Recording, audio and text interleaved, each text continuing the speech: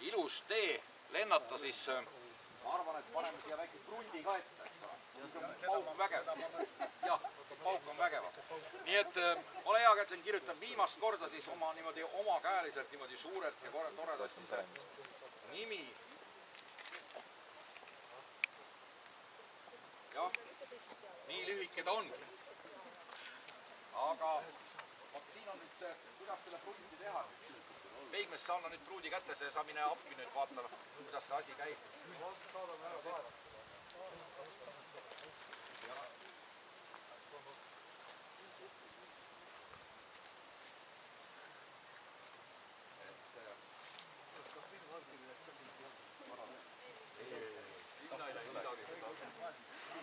Kas on valmis? Kas Peiur usaldate ka selle süütamist teema?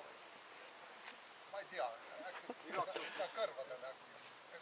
No võtame natuke tahapoole siis siit. Jah, võtame tahapoole kõik ja vaatame, kuidas see... Oota, et mõni paardimees pihta ei saa.